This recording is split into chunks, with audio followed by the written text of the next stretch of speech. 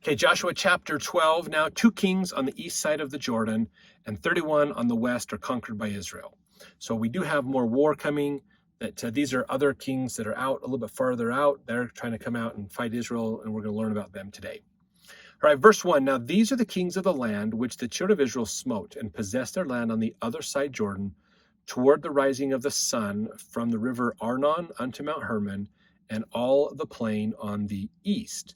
So this is the east side of Jordan, basically. Remember, this is where was very good land for cattle raising.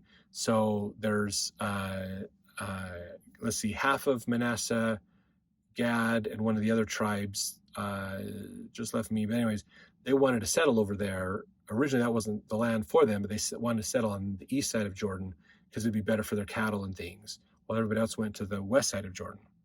So here's them. Sihon, the king of the Amorites, who dwelled in Heshbon, ruled from Aroer, which is upon the bank of the river Arnon, and from the middle of the river, from half Gilead, even unto the river Jabbok, which is the border of the children of Ammon, and from the plain to the sea of Chinneroth on the east, and unto the sea of the plain, even the salt sea on the east, the way to Beth Jeshimoth, and from the south, from Ashdoth Pisgah. And again, these are Bible dictionary. You go look these up to learn more about them.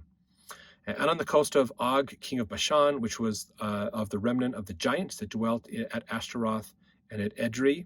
So these are all places you can look them up. You realize these are the kingdoms that have already been destroyed. These were the ones that were destroyed as Israel was coming up into getting ready to go into the promised land. They were coming up on the east side of the river Jordan from below, and so they're kind of coming up that direction, basically. Verse 5, and reigned in Mount Hermon and Salcah, and in all Bashan, unto the border of the Geshurites and the Maacathites, and half Gilead, the border of Sihon, king of Heshbon. Them did Moses, the servant of the Lord, and the children of Israel smite. And Moses, the servant of the Lord, gave it for a possession unto the Reubenites, the Gadites, and half the tribe of Manasseh. So this is just reviewing, going through and going, okay, remember, they fought all these groups that came out to fight them. Israel wanted to pass through, and they said, no, we're going to take you out. And they lost, basically. And Israel won and took them all out. And then those tribes came together and said, hey, we like this area. And so Moses said, I'll let you have this land for your inheritance, but your armies, your men need to come fight on the other side of Jordan so the rest of the tribes can get their inheritance too. So remember, that was an important promise. Verse 7, these are the kings of the country which Joshua and the children of Israel smote on this side Jordan on the west, from Baal-Gad in the valley of Lebanon, even unto the Mount Halak, that goeth up to Seir, which Joshua gave unto the tribes of Israel for possession according to their divisions. In the mountains and the valleys, the plains, the springs, the wilderness, the south country, Hittites, Amorites, Canaanites, Perizzites, the Hivites, and the Jebusites. And remember, the Hivites are the ones that survived because they went into servitude, basically.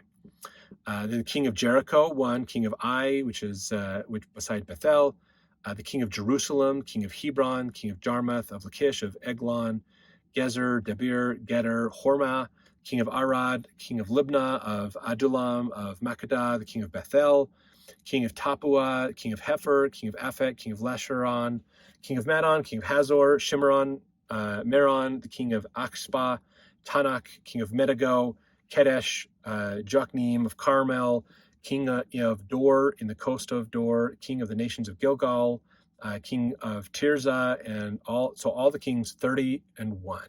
So they took out 31 kingdoms, basically. 31 of these kingdoms, some small, they banded together, some much larger ones that they took out. But this is a recording or reckoning of all the kingdoms that were wiped out by Israel, basically, is what chapter 12 is. So short chapter, a little bit of interesting information there, but just kind of a summary of here's the list of all the kingdoms that Israel destroyed, basically. So it was 31 at that time that they had wiped out. So let's talk about chapter 13. So Israel is getting into their lands, and let's read in 13, the next chapter, more about how they're getting themselves established in the land of Canaan.